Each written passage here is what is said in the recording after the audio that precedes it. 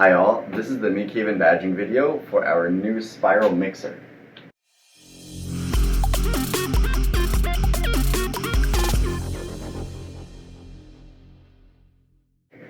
So a spiral mixer is a fancy mixer that's specialized for doughs. So anytime you have a dough that you would need, this mixer will do a better job of it.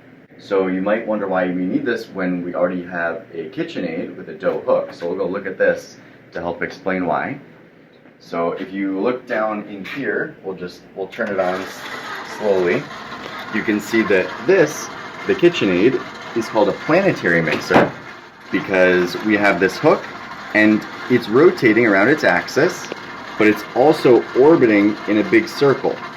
And that's great for a lot of things, including whipping and all the other things that a stand mixer can do, but it's not specialized for dough. When we go over to the spiral mixer, which is specialized for dough, it has a different configuration inside. So inside you can see one big difference is that it has this bar coming down, and that bar helps to keep the dough stuck right in there with the hook. So this we'll turn this on so you can see what the action here looks like. I'm just gonna turn it on. You can see that the bowl is spinning as well as the hook. And so the dough gets trapped right in with the hook and is constantly kneaded. So whereas in the stand mixer, it gets kneaded intermittently, here it gets mixed constantly. And the effect of that is that kneading using this machine is much more efficient. You know, it might take half the time that it would take in a normal stand mixer to knead your dough. Alright, so that is why you would use the spiral mixer, and now we'll get into some of the more specifics on using the machine. So first of all, safety. As you know, in all of MakeHaven and in the kitchen, you want to make sure that sleeves are rolled up, you don't have necklaces or bracelets or hair dangling down. In this machine, it's quite powerful, and if any of those things were to get caught in the hook, it could get wrapped up and be pretty bad. So make sure to be mindful of anything that could be dangling.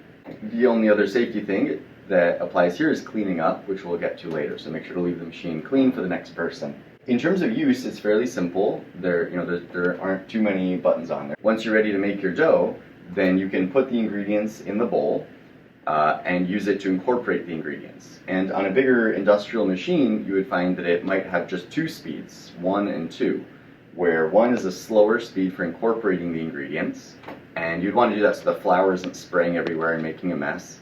And then once you're ready to actually knead the dough and develop the gluten, then you want it to be quicker to really yank those strands of gluten. So then you would put it on the second speed. This actually has 10 speeds on it, but functionally what you can do is put it on speed 1 and speed 10.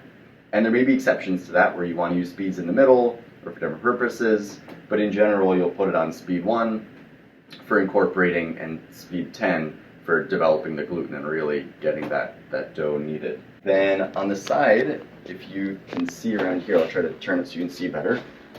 It's really heavy. There is forwards, reverse, and stop. And so the forwards and the reverse button are also the go buttons, and then we stop that way. In general, you just want to use the forwards button because if you use the reverse button, the dough will climb up the hook, and then it's not where you want it to be. So in general, you just use the forwards button and then the stop button, and then over here is the speed. So this is the fastest speed, and then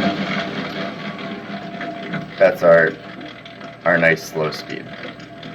One other thing to be aware of is that this grate over the top has an interlock, meaning that if it is lifted, it'll turn off. And that's a safety feature so you don't accidentally put your hands in. And to that point, another safety consideration is don't put your hands in.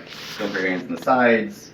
When it's running, just keep your hands out of it. This thing should, do its own job. If you need to do something, then when you lift the lid, it'll turn off. You can use a bench knife to do whatever you need to do. Over here, we have 2 booklets that come with it. So this has some recipes, and then this is the user manual. The model that we have is the Famag IM-8, which means that it has an 8-liter capacity. And these are, both really useful if you want to poke through them. It also comes with an apron, and we have a bench knife here for scraping out the bowl and for your dough needs as needed using this tool. And then when you're done kneading the dough, cleaning up is important. When you've made a dough successfully, it should cling together and be a nice ball of dough, and everything should want to be part of that ball, so there shouldn't be too much left in the bowl. But what you can do when you're done, just to clean up, is use the bench knife to scrape out anything else. Take a damp cloth and wipe it out. The bowl doesn't come out of the machine, so you can't take this over to the sink and wash it out. So you don't need to put any soap in there, because you don't want to accidentally leave soap in there for the next person. So just some warm water and the bench knife should be sufficient to get it nice and clean for the next person. So thank you for watching and have fun. So this is what a beautiful dough looks like as it is getting kneaded in the spiral mixer.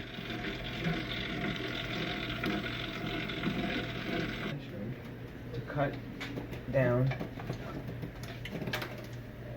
Just pour the dough out. Now that my dough's on, the other side, I guess we can go in reverse. Reverse.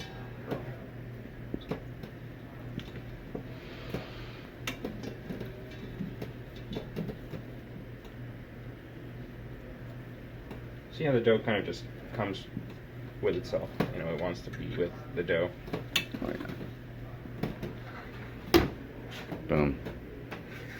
So what I'm left with is, just a little bit of dough in here, but a relatively, easy cleanup.